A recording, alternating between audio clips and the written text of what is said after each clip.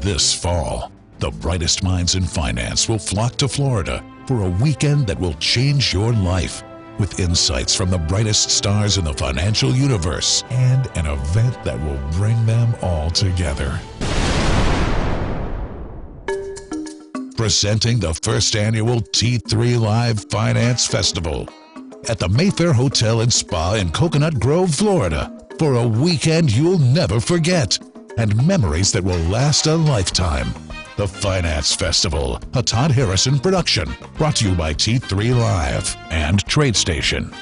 A portion of the proceeds to benefit the Ruby Peck Foundation for Children's Education and the Crohn's and Colitis Foundation of America. Friday, November 6th to Sunday, November 8th, 2015. Bring your spouse, tell your friends, make some noise, and take charge of your financial future. It's gonna be nuts. Space is limited, so act fast. Early bird discount registration ends August 31st, 2015. Good morning. My name is Scott Redler, Chief Strategic Officer at T3Live.com. Welcome to Monday with 2 weeks until Labor Day. So sometimes it's a very, very slow, low volume, pretty much nothing goes on environment, or sometimes, things transpire and take place. So we're going to try and be ready for a little bit of everything, but try not to do too much if nothing really develops. But at least we have some clear-cut patterns. As far as overseas action, not a lot to go with. You have a small bounce in Europe, but Europe had a really bad week last week. You look here at the HEDJ and you'll see that, basically you had a big gap down, that wound up never getting filled. It's hovering on the 200-day, so we'll see what happens here. There's not much to go on here. Europe is not leading, but it's not that much of a headwind. We'll see what happens this week. As far as Asia, the whole devaluation of the yuan crisis, et cetera, et cetera. Barron says it can go down another 10%. As of now, not much going on in the FXI except for it's still in this lower triangle after a big move to the downside. Some say this is a bear flag with the resolution to the downside, and if that was the case, chances are that would pick up the volatility here. But if we continue just to grind sideways and head higher, it's not going to do much, or at least not be so such a headwind here. So we come in this week. Last week our markets had a big volatile week and wound up in the same spot, and that seems like most of the time here in 2015. But there's been trades and levels to navigate and pivots to go by. The bears had their chance on Wednesday. They could have easily broken the back of the range, but what happened is it created another red dog reversal, kept things intact. You look at the SPX, you will see right here, the market was under pressure on Wednesday. Okay, and it traded below this pivot area that we talked about, below 2067, 2063, held above, the range support and reversed higher. And then you had like 2 inside days basically making it as if this did not even happen. So the question is, with this inside range here, this descending channel, what type of action do we have? So to tell you the truth, I'm not sure. If we get above 2092 and stay above it, you have this descending channel around 2105. If we were to start to break below, just say this 2078, chances are some volatility picks up. But all in all, this range has been long in the tooth. At some point, something could happen or should happen, but as of right now, it's kind of getting tight. Again, if it breaks and closes below that, I'm sure some of the bears will cheat short. If it breaks and closes above this, perhaps we get continuation to this red dog reversal to the upside. So, we're not seeing much help or much guidance by many other sectors out there. You have the Qs that do look a little bit like, the spiders, where you had, this red dog reversal here. Okay, that was a good trade when it broke below 109.40, came back above it. You take a closer look here at the Qs and you will see it too, has a descending type channel here, where I guess if it were to break above this, 110.67 or what is this? This is 111-ish. It could bring some buyers back that maybe they think they missed something, or some shorts who are short against this to the upside. But we've seen it push through and fail many times. As far as now support, on a micro level, maybe use Friday's low as a pivot, which is right here at about 109.86. The bios in the past 2 weeks have lost momentum. Lots of bears growling here, and I guess rightly so. For the first time about a week ago, what's it called, the IBB's lost that 50-day, which was right here. So when it lost 375, something that it hasn't done in multiple months, you have to take a little bit of notice. And since then, it hasn't been able to reclaim it. So it's been below this 375, area. So with that being said, we'll enter this week and we'll see what's potentially next here for the bios. And it could give us some clues on, what happens for the market somewhat. You now have this 360. It's a very, very big support. Some guys are talking about this head and shoulders top, which makes some sense, right? Left shoulder head, right shoulder with a big potent break that never got reclaimed. So the longer this stays below 375, the higher the probability, this 360 gets taken out, and then perhaps you see a move down to the 200-day down here at 339. And if this were to happen, I'm sure the overall S&P will not be breaking its descending channel, and we might be toying back below that 1275 area. So watch to see what happens here. If it starts to get above 372, maybe I don't know, maybe it starts acting better. The Russell also, nothing truly special here. It's below the 200-day. This group, just so you write down different tactics. It had its false breakout right here, came in, bounced back, lower high there. Went below the 200-day, couldn't take it below this time, but then now you have a high, lower high, another lower high, and it's still below the 200-day. You did get a trade last week, and you got that little red dog reversal. It was oversold, where sometimes all it is a trade. And you also have a very steep descending channel here. So, if this were to break to the upside and perhaps trade above this little level with some authority, it probably would be helpful for the market. But at this point, you don't know. So, right down, I would say 119-ish. If it stays above that, it's hard to get too bearish. If it takes out this 120.59, then your real, I would say, rubber match spot would be a little bit closer to 121.15. So, those are your sectors. Let me just throw up a really quick chart of the XLF. It lost some momentum when everyone was talking about no more liftoff in September, and then you had this big red dog reversal, had some commitment to it, was strong on Friday. I don't think it's just going to all of a sudden take this out, but most institutional research that I read want to see liftoff.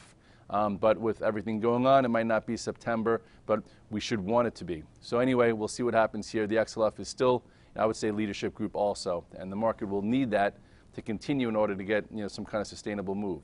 So the question is, what type of stocks can we trade this week? Where can we make some money? Where could the action be?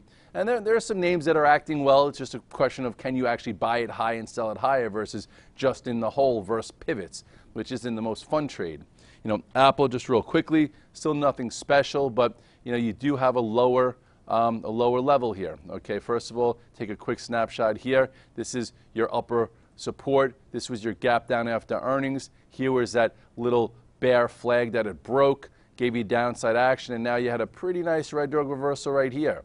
So the question is, what's next for Apple? So I guess, if you trade it very short term, I would say this is a good spot right here. You could maybe be long versus this 114, and then if it happens to take out this 116.40 again, maybe it tries to, crawl up to retest the 200-day or resistance a little closer to 118.60. But if it starts getting below 114, I'm sure people will get out of the way. And it's been below the 200-day for a while, so you have to be a bit skeptical. We'll see. They have a refresh in September. Let's talk about Apple Car, blah, blah, blah. This is your inside range. So that's what I'm going to look at. If it stays here for a session or so, breaks above, maybe there'll be a decent trade. But it's trying to hang in there. Trying is the key word. And then you have Google and Amazon that still look decent. They had the gap up after earnings, but nothing so special thereafter. Perhaps sometime this week we do get a trade in Google, some type of continuation trade, which has definitely been hard and tricky. But you do have a gap up here, and you could almost draw your line like that. So if it were to get above, what is that, 693, perhaps you get a move back to here and then to highs. You could trade it versus gap. It's definitely building a new pattern here, and this is probably one of the better, I would say, charts out there that's just really hard to handle. Amazon, it's been very tight. There's this big article in the New York Times about how they, they're really hard on their workers and the culture is really harsh, blah, blah, blah. I'm not sure what kind of, impact that's going to have, but at this point, if it were to break above this 535, chances are it could start acting better. So, if the market wants some leadership, that deserves to be leadership, maybe Amazon and Google because they acted best after earnings, and that's also, put Netflix in that category. Netflix has been trending higher. This was your last pivot low, which it held. The question is, though, can it get momentum and do what it did here? Remember this little, flag that we navigated, gave you a quick move up, then another trade to high. So it's trying to do that again. The question is, there are so many times that it keeps doing it that at one point it might not happen. So you just have to always be careful of that. But as of now, above the 8-day, above the 21-day, above all the moving averages, and this is in the game. If it were to clear 125.73 or 126 with authority, perhaps, it makes another move.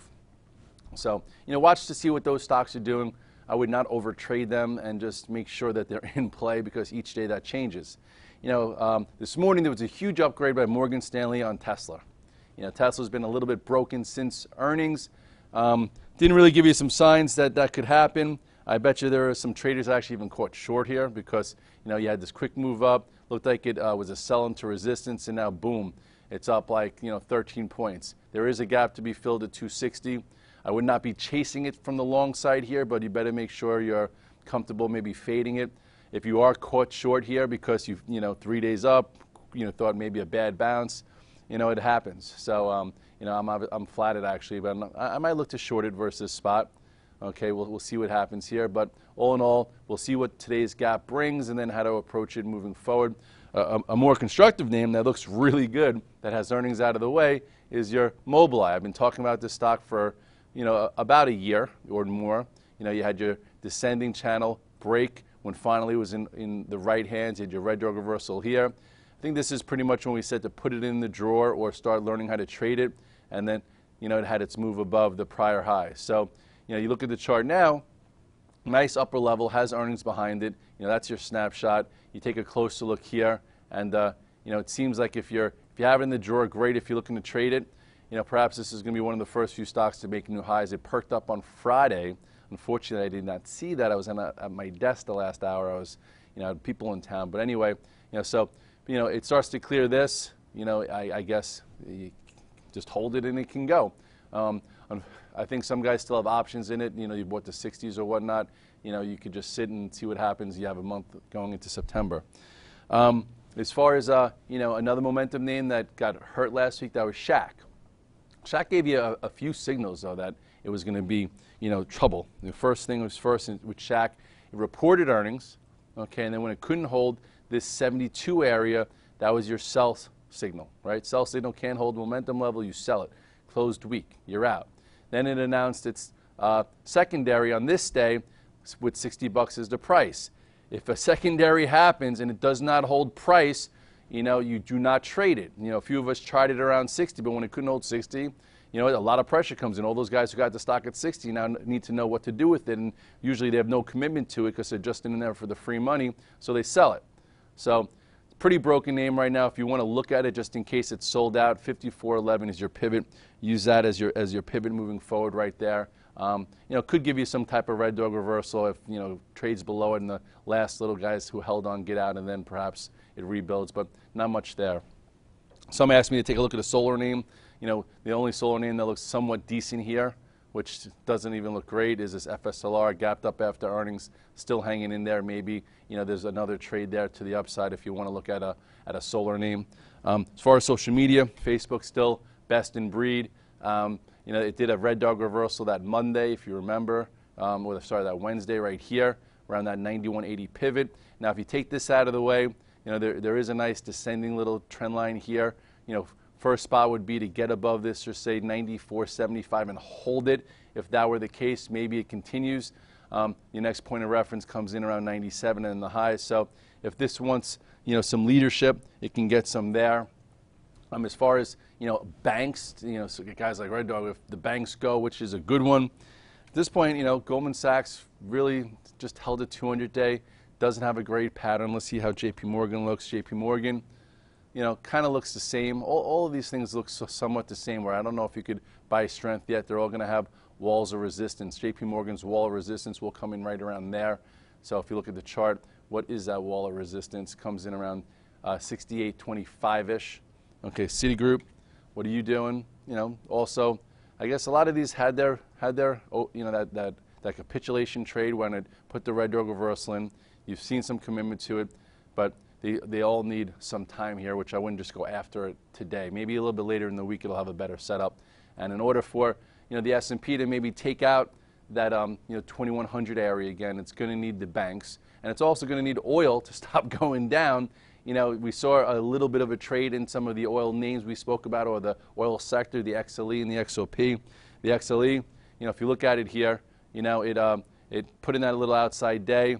I guess you could say gave you a trade above this, and now really needs to hold here or hold above 68 in order to stay relevant to perhaps continue to perhaps trying to to make an assault on this downtrend, just this portion of the downtrend. It's still broken, it's still below the moving averages, but in order for it not to be a headwind, it's got to stop making lows. So this group stopped making lows here, when you see something like the USO still on the dead lows. So a small divergence.